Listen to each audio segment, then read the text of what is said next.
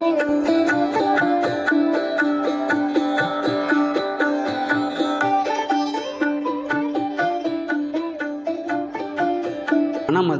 செம்மையானால் மந்திரம் ஜெபிக்க வேண்டா.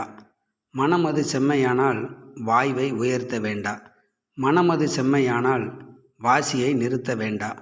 மனமது செம்மையானால் மந்திரம் செம்மையாமை. நம்முடைய ஆன்மீக பயணத்தில் பிறவா நிலை அடைவதற்கு மனமது செம்மையானால் எல்லாம் சாத்தியமாகிவிடும் என்று அகஸ்தியர் கூறுகின்றார். தியானம், தவம் கற்றுக்கொள்வதற்கு பலருக்கும் எண்ணமும் விருப்பமும் இருந்தாலும் யாரிடம் கற்றுக்கொள்வது? ஒவ்வொரு குருவும் ஒவ்வொரு விதமாக அவரவர் அறிந்து உணர்ந்ததை கற்றுத்தருகிறார்கள். இதில் பலருக்கும் குழப்பம் வருகிறது. சித்தர்கள் பாடலை அறிந்து உணர்ந்தால் குழப்பம் நீங்கிவிடும். தவம் பயிற்சி செய்வதற்கு முதலில் வாசியை அடக்க வேண்டுமா அல்லது மனதை அடக்க வேண்டுமா? மனதையோ வாசியோ நாம் அடக்க முடியாது. அடங்க வேண்டிய அவசியம் கிடையாது. ஆனால் அதுவாக ஒடுங்கும். அதை நாம் அடங்குவது என்று சொல்லுகின்றோம். மனித பிறப்புக்கும் மனித இயக்கத்திற்கும் காரணம் மனமாகத்தான் இருக்கிறது. இதை அகஸ்தியர் ஞான சைத்தன்யத்தில் சாவதுதான் எதனாலே வந்தது என்றால் சண்டாள மனம் நிலைக்காத தோஷத்தாலே என்று கூறுகின்றார்.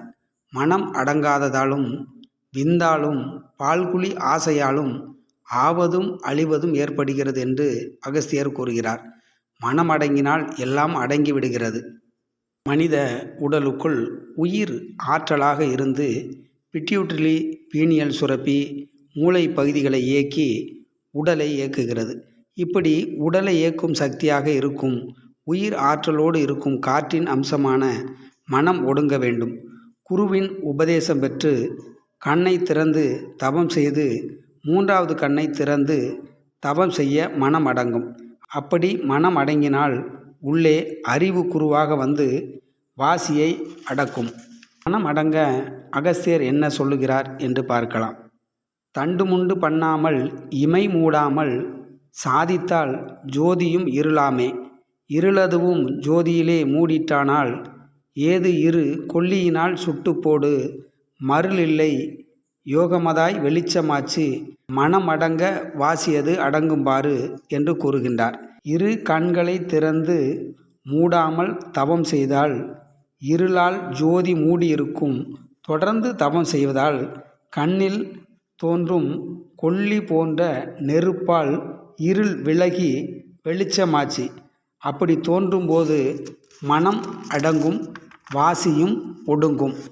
இந்த பயிற்சியை தொடர்ந்து குரு உபதேசம் பெற்று செய்து வந்தால் மனமும் அடங்கும், வாசியும் அடங்கும். இதைதான் அகஸ்தியர் மனம் அடங்குவதற்கான வழி என்று கூறுகின்றார். அனுபவத்தில் அதை செய்தால் நீங்களும் அறிந்து உணர்ந்து பிறவா நிலையை அடைய முடியும். அனைவருக்கும் வணக்கம். நன்றி. மீண்டும் சந்திப்போம்.